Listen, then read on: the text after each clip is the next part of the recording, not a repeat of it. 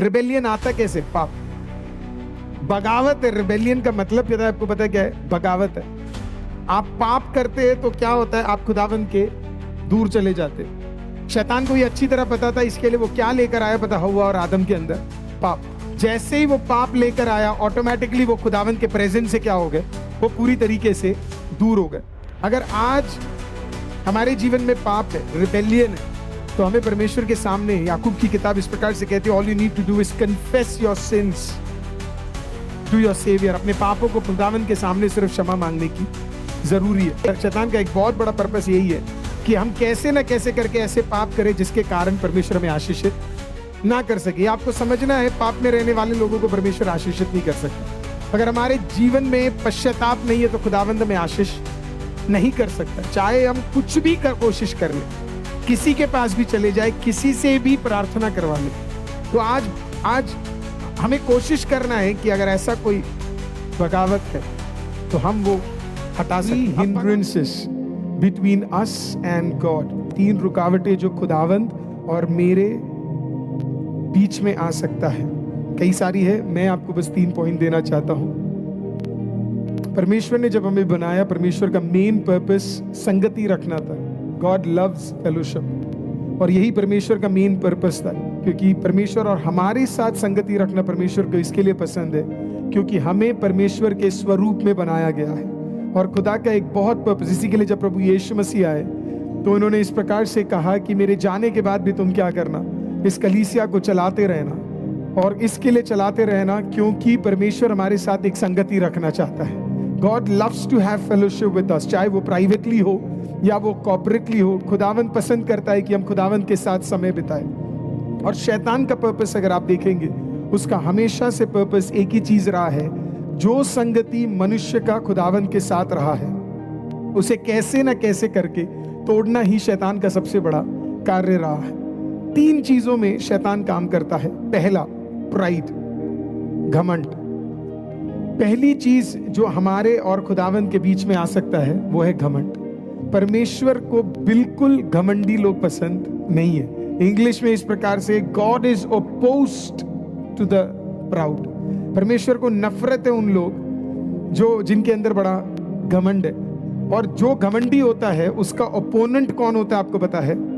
परमेश्वर होता है। तो जो भी घमंडी है, अगर आप किसी भी चीज में घमंडी है, आपका ओपोनेंट कोई इंसान नहीं है, आपका ओपोनेंट कौन हो जाता है? वो जब आप फुटबॉल खेलने जाते हो तो वो मैच होता है ना, कभी कभी बड़ी बड़ी टीम्स आ जाती है तो एक टेंशन सा हो जाता है कि यार इसके साथ कैसे खेलेंगे करके। लेकिन कभी कभी वो टक्कर का मैच आता है तो ऐसे लगता है ना कि यार ये कौन सा ओपोनेंट आ गया तो बड़ा खतरनाक है करके। घमंडी लोगों को मैं कहना चाहता हूं, इससे भी खतरनाक ओपोनेंट है खुदा बाप। अगर आप घमंडी हो तो आपका ओपोनेंट खुदा बाप हो जाता है। जेम्स की किताब 4 अध्याय 6 वाक्य इस प्रकार से कहता है, तो और भी अनुग्रह देता है, इस कारण यह लिखा है कि परमेश्वर अभिमानियों से विरोध करता है पर दीन पर अनुग्रह करता है। तो अगर आपके अंदर घमंड है किसी भी बात का तो परमेश्वर आपका ओपोनेंट बन जाता है। अब घमंड किस बात में आ सकता है हमें? पहला, घमंड हमें आता है जब हम खुदा बाप के ऊपर डिपेंडेंट नहीं रहते। जब हम डिपेंडेंट ही नहीं है खुदा पे तो हम बता रहे हैं कि मुझे तेरी जरूरत नहीं है, मैं अपने ताकत से बहुत कुछ कर सकता हूं। और हम कैसे खुदाबंद को दिखा सकते हैं कि हमें उसकी जरूरत है? जब आप घुटना टेकते हैं ना तो आप ये बता रहे परमेश्वर मुझे आपकी जरूरत है। हालेलुया। और जो व्यक्ति ये कहता है या जो व्यक्ति ये प्रेयर नहीं करता ना, वो ये बोलता मुझे आपकी जरूरत नहीं है। मैं आपको बताना चाहता हूं आपका ओपोनेंट खुदा है। अब आप कोशिश कर लो, कितने भी बढ़ने की कोशिश कर लो, आप नहीं बढ़ पाओगे। आप कितना भी बाड़ा बांधने की कोशिश कर लो, आप नहीं बांध पाओगे। आप कितना भी संभालने की कोशिश कर लो, आप नहीं संभाल पाओगे। क्योंकि आप क्या नहीं करते पता है? आप दुआ नहीं करते। एक व्यक्ति जो बाइबल नहीं पढ़ता वो भी घमंडी है। वो कह रहा है मुझे परमेश्वर की ज्ञान की जरूरत नहीं है, मैं दुनिया के ज्ञान में बढ़ सकता हूं। अभी आजकल आप देखोगे तो आप कई माँ बापों को देखोगे तो आप उनको देखोगे वो अपने बच्चों को संडे स्कूल भी नहीं भेजते। क्यों नहीं भेजते? क्योंकि उन्हें लगता है उससे ज्यादा इंपॉर्टेंट क्या है? पढ़ाई है। और होता क्या है, यही पढ़ाई कल को उनको झटका भी देती है। मैं ये नहीं बोल रहा कि पढ़ाई इंपॉर्टेंट नहीं है, पढ़ाई बहुत इंपॉर्टेंट है और मसीहों को करना चाहिए, लेकिन वो खुदावंद के कलाम से ज्यादा बढ़कर नहीं है। हालेलुया। खुदावंद का कलाम जो नहीं पढ़ता वो बाद में ना वो एक एक इस चीज को दिखाता है कि मेरे को फर्क नहीं पड़ता, मैं घमंडी हूं, मुझे दिक्कत नहीं है, मुझे परमेश्वर के ज्ञान की जरूरत नहीं, I don't need the revelation of God, I don't need the wisdom of God. तो वो घमंड को दिखाता है। तीसरा चीज ये हमारा फाइनेंस है। हम लोग में से कई लोग गिविंग में बिलीव नहीं करते। मैं टाइथ की बात ही नहीं करना चाहता, क्योंकि टाइथ तो छोटी बात है, गिविंग ज्यादा बड़ी बात है। पता नहीं लोग क्यों लड़ते रहते हैं टाइथ को लेकर, है ना। गिविंग ज्यादा बड़ी बात है ना। और चीयरफुली देने के लिए बोला नए नियम के अंदर। और चीयरफुली तो आप ज्यादा देंगे ना, आप कम थोड़ा ना देंगे। आपके घर में मान लो गेस्ट आए तो आप 10% ही खाना खिलाओगे उन्हें, आप क्योंकि नहीं इतना ही दिलाएंगे, बस इतना ही देंगे आपको। अगर आपको अंदर से प्यार है तो आप क्या करोगे, और देंगे। समझ गए आप। ये लोग पता नहीं, मेरे को आज तक समझ नहीं आया, लोग लड़ते हैं टाइथ के विषय में। हम 10% नहीं देना चाहिए, ये नहीं होना चाहिए, वो नहीं होना चाहिए। अरे तुम 10% की बात कर रहे हो, खतरनाक तो नया नियम है। उसमें तो लोग अपना पूरा बेच के दे रहे थे। जो आनंद के साथ दो उसमें आशीष है। हालेलुया। देने वाले को ही खुदा बढ़ाता है। कई लोग बटोर के रखे हुए, इसलिए खुदा उन्हें कभी आशीषित नहीं कर सकता। मैं आपको नहीं कह रहा कि आप मुझे दो करके, इसको गलत फहमी और गलत पिच में मत लीजिएगा, है ना। मेरा कहने का मतलब है आप देने में बहुत चीजें आप दे सकते हो। सिर्फ फाइनेंस के अंदर, सिर्फ फाइनेंस नहीं है, आपके वस्त्र है, आपका टाइम है, टाइम भी दे सकते हो आप खुदा बाप को। वो भी आपका दशवांशी है। 24 घंटे में 2.5 घंटा खुदा बाप को देना, वो भी आपका दशवांशी है। क्या आप वो दे रहे हैं खुदा बाप को? तो गिविंग इज सो इंपॉर्टेंट। ज्यादा दोगे तो ज्यादा मिलेगा, है ना। वो जो लड़का था उसने अपना 10% नहीं दिया, तब चलो 5 में से 1 रोटी दे देते हैं और 2 मछली में से आधी मछली दे देते हैं। 10% नहीं दिया था उसने क्या किया पता है? उसने पूरी 5 रोटी और दोनों मछली जितना था उतना पूरा दे दिया। क्या फायदा हुआ? जब घर गया होगा मम्मा पूछी होगी, बच्चे क्या ये तेरा टोकरा तू वापस ले? कहता है कितने सारे टोकरे? बोला मम्मी जो दिया था उसके बदले मिला फ्रेश वाला। बिल्कुल, देखो मैं लेके गया था अपना खाना लेके, अभी वापस आया हूं तेरे पिता का सबका खाना लेके वापस। 12 टोकरियां बची थी ना। कभी सोचा 12 टोकरियां किसके लिए थी? वो 12 टोकरियां उस लड़के के लिए थी। हालेलुया। जिसने सब कुछ दिया, वो जब वापस गया होगा भर के गया होगा, कह रहा होगा देखो मेरे पास कितना है करके। हालेलुया। समझो इस चीज को। आप प्रेयर में दो, बाइबल स्टडी में दो, और तीसरा चीज गिविंग में। गिविंग बड़ा ताकतवर है। मैं आपको ये नहीं कह रहा उसको दो, उसको बार बार उनको मत दो जो आपके लिए प्रेयर नहीं करते, या जो वाइज नहीं है देना, जहां पे कुछ हो नहीं रहा है। दो वहां पे जहां पे जरूरत है, दो वहां पे जहां पे ब्लेसिंग है, दो वहां पे जहां पे काम हो रहा है, दो वहां पे जहां पे ऑनेस्टी है, तो आपको बरकत भी वापस मिलना शुरू हो जाएगा। हालेलुया। आपके काम में भी परमेश्वर आशीषित करना शुरू करेगा। तो इसके लिए परमेश्वर पसंद नहीं करता जिनके अंदर घमंड है। घमंड और किस चीज में आ सकता है? आप पहले एक तरीके से रहते थे, अब आप थोड़े से बढ़ गए, तो आप जिनके साथ रहते थे तो आपको उनका वैल्यू नहीं है ना। आप एक अलग ही लेवल पे आप चले गए, है ना। तो फिर परमेश्वर भी बोलते हैं कि यार ये तो मेरे से भी ज्यादा इंपॉर्टेंट हो गया, है ना। आप कभी भी इतने बढ़ नहीं सकते कि आप खुदावन से ज्यादा इंपॉर्टेंट होने लगे। अगर आपकी सेवकाई में लोग आपसे ज्यादा, खुदावन से ज्यादा आपको देखते हैं, तो कहीं ना कहीं आपको कट डाउन करने की जरूरत है। हालेलुया। क्योंकि पर्पस हमेशा यीशु को उठाना है, किसी भी व्यक्ति को उठाना नहीं है, किसी भी चर्च को उठाना नहीं है, किसी भी नाम को उठाना नहीं है। खुदा बाप के कलाम को उठाना है, खुदा बाप को उठाना है, उसके नाम को उठाना है। आमीन। क्योंकि लिखा है जहां कहीं यीशु का नाम उठाया जाएगा, वहां पे परमेश्वर का नाम उठाया जाएगा, वहां पे प्रेज़ लॉर्ड लोग अपने आप आएंगे करके। तो हमारा पर्पस ह्यूमिलिटी का ये होना चाहिए, या प्राइड में हमें ये काम होना देखना चाहिए कि कहीं मैं इतना तो बढ़ नहीं गया कि लोग मुझे परमेश्वर से ज्यादा तो नहीं मान रहे। अगर ऐसे मान रहे तो बार बार मुझे समझाना पड़ेगा कि मैं नहीं, पर मेरे द्वारा करने वाला वो सारे योग्य, आमीन, वो सारे कार्यों के लिए योग्य है। हालेलुया। उसको सारी महिमा मिलनी चाहिए। ये बोलना बहुत जरूरी है। दूसरा जो हमारे और खुदावन के बीच में आ सकता है, उसे आप कह सकते हैं रिबेलियन, विरोध करना, विद्रोह होना। रिबेलियन के 2 मतलब है। पहला मतलब है it means to move away from the will of God. खुदावन ने आपके जीवन में जो भी हित रखे हैं उससे क्या होना? दूर होना। खुदावन के हित से दूर होना, खुदावन के प्लान से दूर होना। दूसरा, रिबेलियन आता कैसे? पाप, बगावत है। रिबेलियन का मतलब क्या है? आपको पता है क्या है? बगावत है। आप पाप करते हैं तो क्या होता है? आप खुदावन के दूर चले जाते हैं। शैतान को ये अच्छी तरह पता था, इसके लिए वो क्या लेकर आया पता? हव्वा और आदम के अंदर पाप। जैसे ही वो पाप लेकर आया, ऑटोमेटिकली वो खुदावंद के प्रेजेंस से क्या हो गए, वो पूरी तरीके से दूर हो गए। अगर आज हमारे जीवन में पाप है, रिबेलियन है, तो हमें परमेश्वर के सामने, याकूब की किताब इस प्रकार से कहती है, all you need to do is confess your sins to your saviour. अपने पापों को खुदावंद के सामने सिर्फ क्षमा मांगने की जरूरी है। कहीं ना कहीं शैतान का एक बहुत बड़ा पर्पस आप जानते हैं क्या है? शैतान का एक बहुत बड़ा पर्पस यही है कि हम कैसे ना कैसे करके ऐसे पाप करें जिसके कारण परमेश्वर हमें आशीषित ना कर सके। आपको समझना है, पाप में रहने वाले लोगों को परमेश्वर आशीषित नहीं कर सकता। अगर हमारे जीवन में पश्चाताप नहीं है तो खुदावंद में आशीष नहीं कर सकता। चाहे हम कुछ भी कोशिश कर ले, किसी के पास भी चले जाए, किसी से भी प्रार्थना करवा ले, हमारे जीवन में एक बढ़ोतरी नहीं आ सकती है। वो वर्ड मल्टीप्लिकेशन नहीं हो सकता है अगर हमारे जीवन में कंटिन्यूअस तरीके का एक पाप चलता आ रहा है। तो आज हमें कोशिश करना है कि अगर ऐसा कोई बगावत है तो हम वो हटा सके। अब बगावत एक नेचर बन जाता है। जब बगावत पहले एक पाप है, ये पाप बाद में हमारे लिए नेचर में बदल जाता है, हमारे स्वभाव में दिखना शुरू हो जाता है। ये सबसे पहले कहां दिखना शुरू होता है? ये सबसे पहले दिखना शुरू होता है घर के अंदर, पत्नी पति के साथ, पति पत्नी के साथ, बच्चे माँ बाप में, माँ बाप बच्चों में बगावत शुरू हो जाती है। ये बगावत व्यक्ति ये फिर कहां शुरू करता है पता है? ये अपने ऑफिस में शुरू करता है, जहां पे ये जिसके द्वारा ये खाता है। वहां से अगर ये चर्च में जाएगा तो वहां पे भी ये क्या करेगा? बगावत करेगा, ये लड़ाई करेगा। इसके अंदर रिबेलियन की आत्मा होगी। मेरे को पहले तो नहीं पता था, लेकिन अब मैं बड़ा कॉशियस रहता हूं। मैं ऐसे लोगों को कभी उनके साथ या लीडरशिप में नहीं रखता जो रिबेलियस है, वो जो जिनके अंदर बगावत की एक बहुत बड़ी प्रॉब्लम है। हो सकता है आपका जो पुराना पीढ़ी हो, और आपको बड़े ध्यान से सुनना है, ये हो सकता है आपका जो पुराना पीढ़ी हो उसके अंदर रिबेलियन की आत्मा रखने वाले लोग होकर के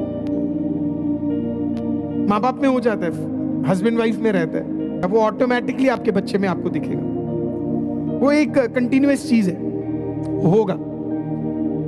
आप कैसे तोड़ सकते हो उसे? प्रार्थना के द्वारा। अगर आज आप एक जवान मुझे सुन रहा है और अगर आपके अंदर वो रिबेलियन आपको लगता है, हो सकता है आपकी पुरानी पीढ़ी में हो, आपको मैं एक बात बताऊं, बगावत करके कोई फायदा नहीं है। अच्छे रिश्ते बिखर जाते हैं। रिश्तों का मायना रखना सीखो। I mean have value for relationships. बार बार नहीं मिलते। कई अच्छे रिलेशनशिप खुदा ने नहीं हटाए, हमने हटाए। बहुत अच्छे रिलेशनशिप्स हमारी बगावत की वजह से हटे, हमारे रिबेलियन की वजह से हटे, हमारी कमजोरियों की वजह से हटे। ऐसे रिलेशनशिप्स को जाने मत। आपके फैमिली, आपके दोस्त, आपके कलीग्स, आपके ऑफिस स्पेसेस, आपके बिजनेस, अच्छे रिलेशनशिप्स हैं। आपके पास्टर्स, आपके मेंटर्स, आपके लीडर्स जिनसे आप मिलते हो, आप ब्लेस्ड हो। बहुत लोग ब्लेस्ड है। आपको पता है हर कोई दोस्त नहीं बना पाता। कुछ लोगों में बड़ा ब्लेसिंग है कि वो बहुत लोगों के साथ अच्छी संगति रख पाते हैं। किसी और के कारण अपनी संगति मत तोड़ो, किसी और के कारण अपने रिलेशनशिप मत खराब करो। मैं ऐसे लोगों से मिला हूं, एक की वजह से दूसरा भी छोड़ देता है। ऐसे मत करा करो।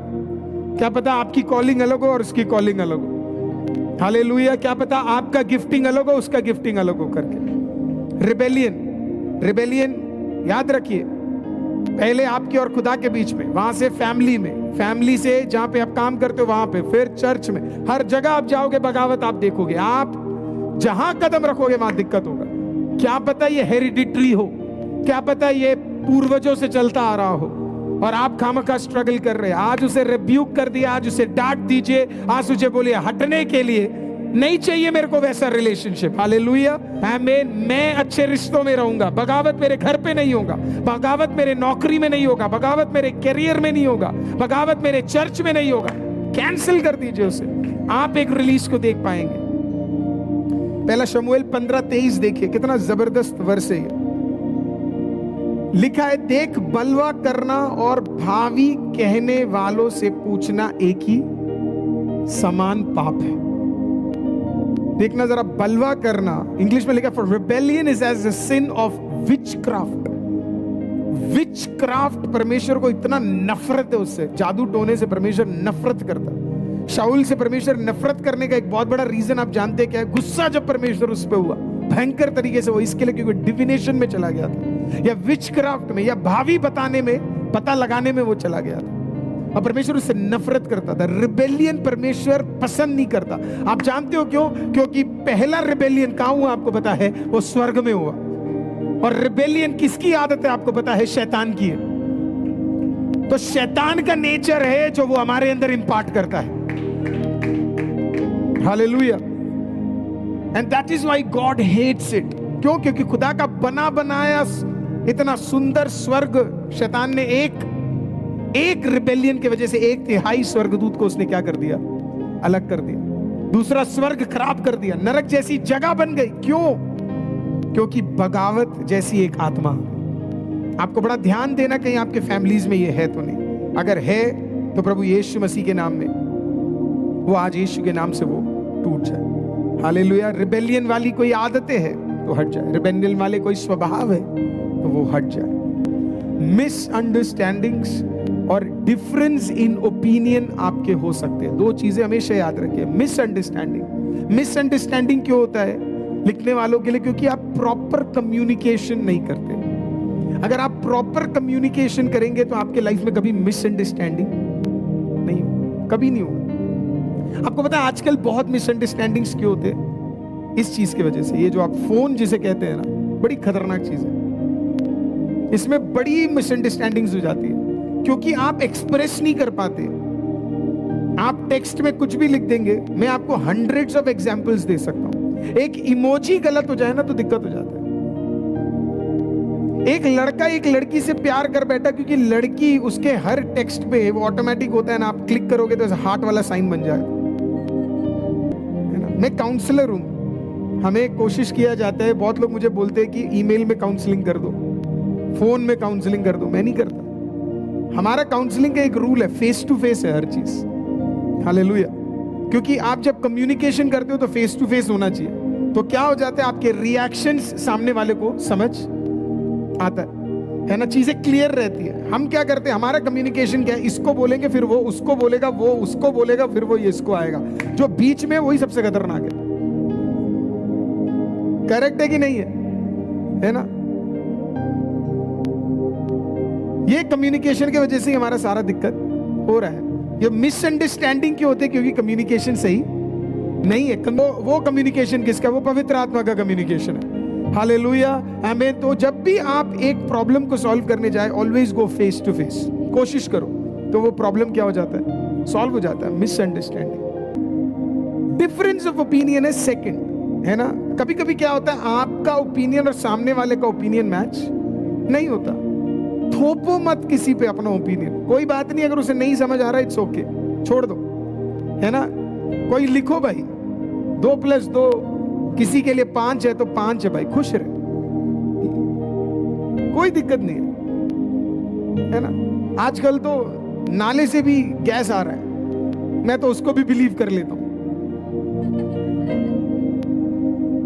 आलू से सोना आ रहा है, मैं उसको भी बिलीव कर लेता हूं।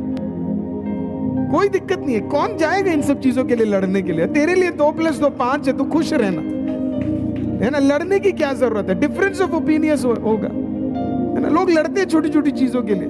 नहीं, तूने ऐसे नहीं करना था, ऐसे करना था, इस तरीके से नहीं करना था, वैसे करना था। ठीक है, आपके बीच में एक आर्ग्यूमेंट हुआ, उसे छाती पे लेके घूम क्यों रहे हो? वहीं पे खत्म करो ना। मैं आज आपको एक चीज बताता हूं। मैं ये सीखा कैसे, मैं आपको बताता हूं।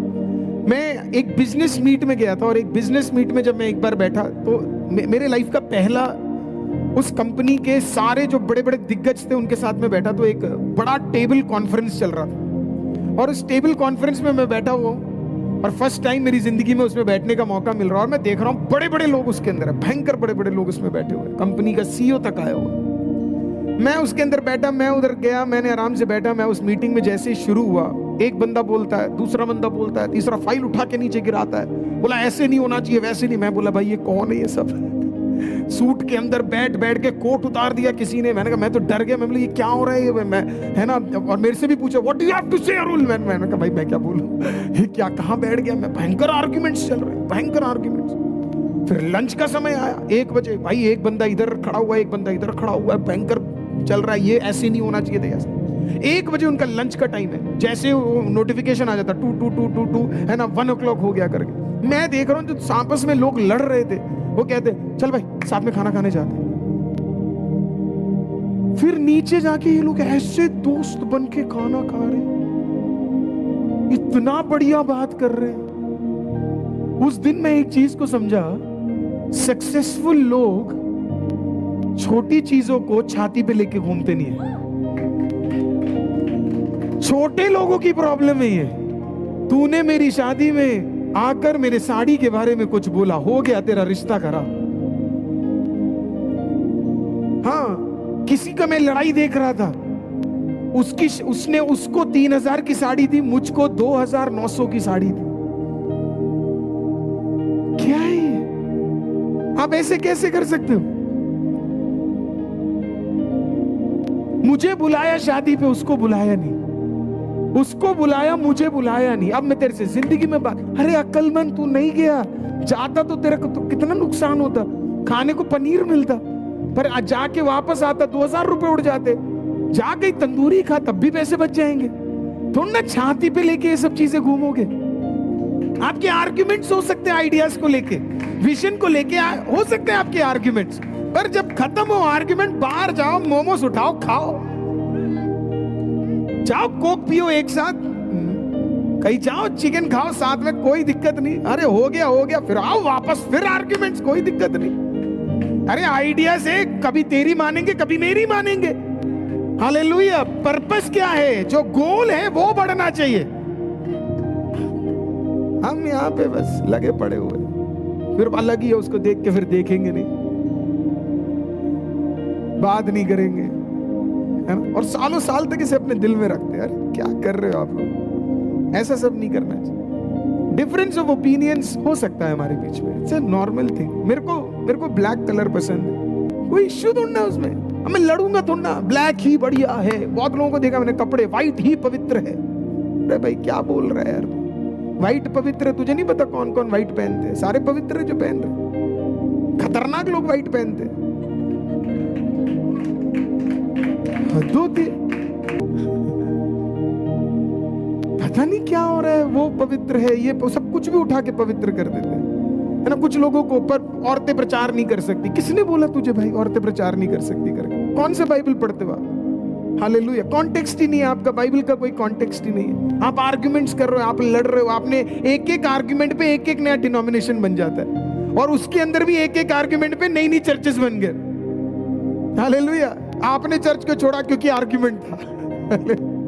घर पे आर्ग्यूमेंट होता, घर छोड़ दोगे आप? बेटे के साथ होगा, बेटा छोड़ दोगे आप? नहीं होगा। अरे आप रिबेलियन को मत लाओ, आप मैच्योरिटी को लाओ अपने लाइफ के अंदर। हालेलुया। सॉर्ट करने के तरीके ढूंढो, किस तरीके से मैं इस प्रॉब्लम को सॉल्व कर सकता हूं। That is how wise people are. यही यीशु मसीह की खासियत थी, यही थी पहले सदी की कलीसिया की खासियत। तीसरा और आखिरी पॉइंट देखेंगे, बीइंग हेस्टी और क्विकली। कुछ लोग को बड़ी जल्दी लगी रहती है, वो कहते हैं कि भाई परमेश्वर पे आए हैं, तुरंत छुटकारा मिलना चाहिए। तू पैदा ही 9 महीने में हुआ था। गलती लोगों की भी नहीं है, हम पोर्ट्रे ही ऐसा करते हैं, आ जाओ और आपको आज ही छुटकारा मिल जाएगा, है ना? आप समझो ना, टाइम लगता है हर चीज के लिए। आप ये मत बोलो कि हर चीज बड़ी जल्दी हो जाएगा। आपके एक्सपीरियंस नहीं होंगे किसी और के एक्सपीरियंस। आप बाइबल ध्यान से पढ़ो ना। खुदा ने आदम को भी 6 दिन बाद ही बनाया ना, पहले दिन में थोड़ा बनाया। टाइम लगता है, खुदावंद के हर कार्य में टाइम लगता है। जब तक पवित्र आत्मा पूरी तरीके से पानी के ऊपर मंडराए नहीं और समय पूर्ण नहीं हुआ, खुदा ने भी नहीं बोला अब उजियाला आए। 400 साल तक खुदावंद भी बात नहीं किया इजराइल से। 400 साल बाद मरियम के पास स्वर्गदूत पहुंचकर कहता है और अब तुझे एक बच्चा पैदा होगा जिसका नाम तुझे इमैनुअल रखना है। हर चीज में समय लगता है। पैदा होने वाला यीशु भी जब पैदा हो रहा था, कई दिक्कतों से मरियम गुजरी, इतने दिक्कतों से गुजरी कि जगह ही नहीं मिली उसे रहने के लिए। खुद के जगह पे रहना मुश्किल हो गया था, बदनामी हो गई थी क्योंकि लोग समझ नहीं रहे थे, पर हार नहीं माने क्योंकि उन्हें जल्दबाजी नहीं थी किसी चीज की। डू नॉट, इतना भी हेस्टी नहीं हो जाना है कि हर चीज जल्दी चाहिए करके। जल्दबाजी खुदा की ओर से नहीं है, जल्दबाजी का काम शैतान का है, तो आप जानते ही, बताने की भी जरूरत नहीं है। So you have to take time to sit in the presence of the Lord. परमेश्वर वेटिंग पीरियड पे विश्वास करने वाला परमेश्वर, क्योंकि परमेश्वर का पर्पस कैरेक्टर बिल्डिंग है, आपको उठाना नहीं है। हालेलुया। अब आप सोचो ना, छोटा घर बनने में और बड़ा घर बनने में और बड़ा इमारत बनने में समय लगता है।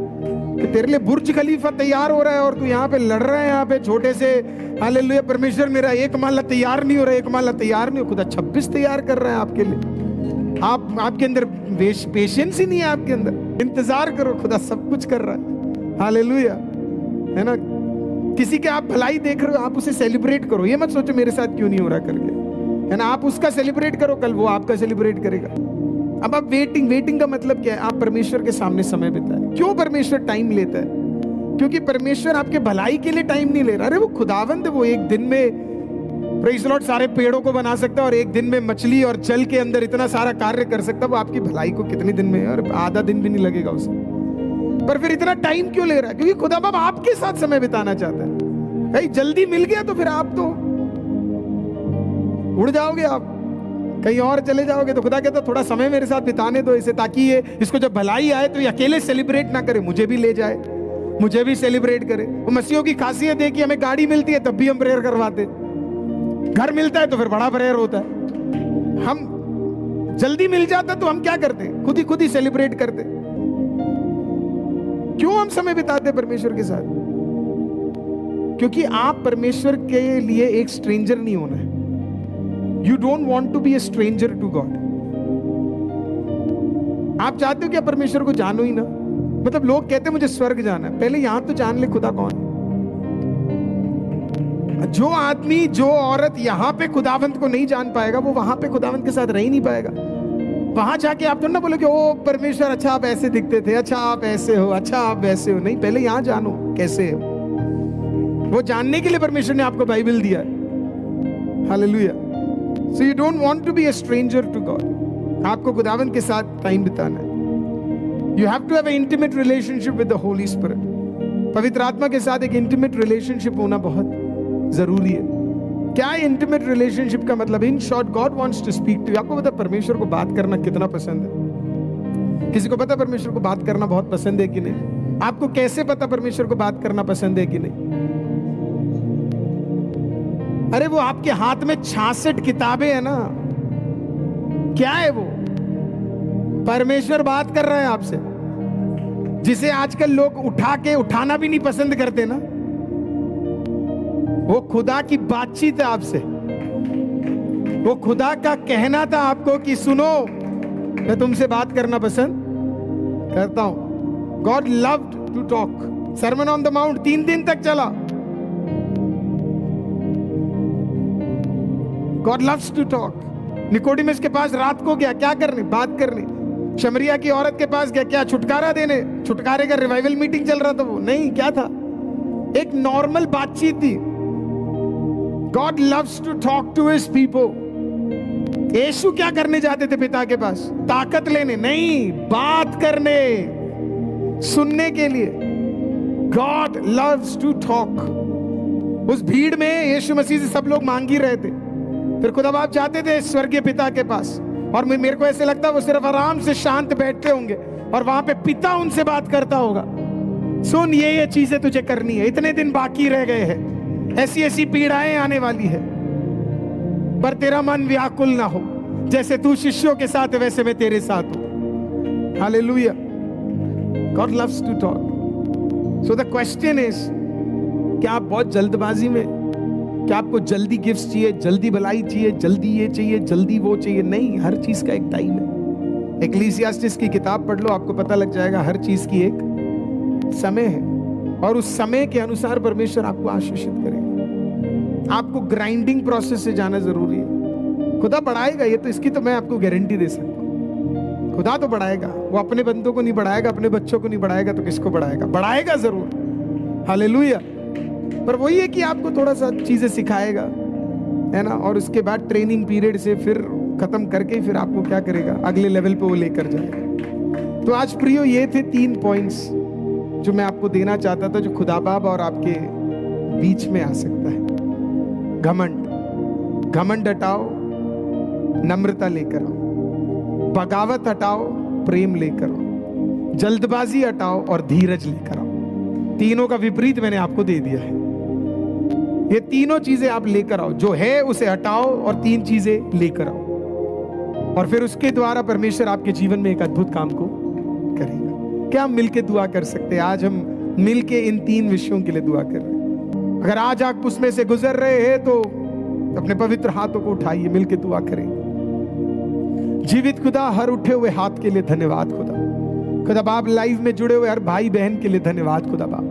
जो हाथ उठे खुदा बाप, आज वो आपके सम्मुख समर्पित है। हम मांगते हैं ये तीनों रुकावटें आज यीशु के नाम से हट जाए, और खुदा बाप प्रभु जी आपका रिलीज हमारे जीवन में आप दे दीजिए। ऐसा करने के लिए धन्यवाद खुदा बाप। प्रभु जी हमें विश्वास है खुदा बाप, प्रभु जी घमंड की जगह परमेश्वर आप हमारे अंदर नम्रता की आत्मा ले आ रहे हो, इसके लिए धन्यवाद खुदा बाप।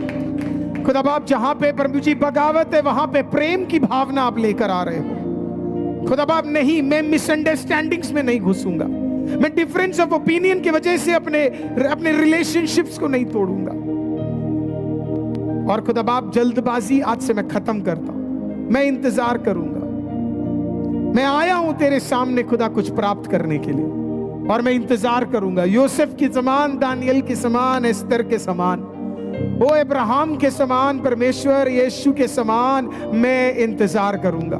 मेरी भलाई को कोई उठा नहीं सकता, क्योंकि उसे संभालने वाला परमेश्वर है। I will go through the process, Lord, no matter how long it takes. खुदा बाप धन्यवाद। परमेश्वर आपको आशीषित करे, परमेश्वर का अनुग्रह आपके साथ रहे। आज से परमेश्वर आपको सामर्थ्य दे, ये तीनों बंधन टूटकर वो तीनों नए अधिकार से आप भर जाए। आदर और महिमा आपको देते खुदा, जीवित खुदावंद यीशु मसीह के नाम से मांगते और कहते, मिलके एक साथ कहेंगे आमीन। Praise the Lord everyone. अगर आप हमें सपोर्ट करना चाहते हैं तो आपकी प्रार्थनाएं और आर्थिक सहयोग हमें प्रभु का कार्य और प्रभावी तरीके से करने के लिए मदद करेगी। हमारे साथ पार्टनर होने के लिए हमारे दिए गए बैंक डिटेल्स, UPI ID और QR कोड के थ्रू आप हमें सपोर्ट कर सकते हैं। और हमारा YouTube चैनल ज्वाइन करना मत भूलिएगा, ताकि और भी अधिक संदेश आप तक पहुंचते रहे। और हमारे बाकी पेजेस, हमारा फेसबुक का पेज, हमारा इंस्टाग्राम का पेज फॉलो करना मत भूलिएगा, ताकि और भी अपडेट और परमेश्वर के आत्मिक वचन आप तक पहुंचते रहे। आपका सहयोग और सहभागिता हमें परमेश्वर के कार्य को विस्तार में बढ़ाने में मदद करेगी। प्रभु आपको आशीष दे। शालोम।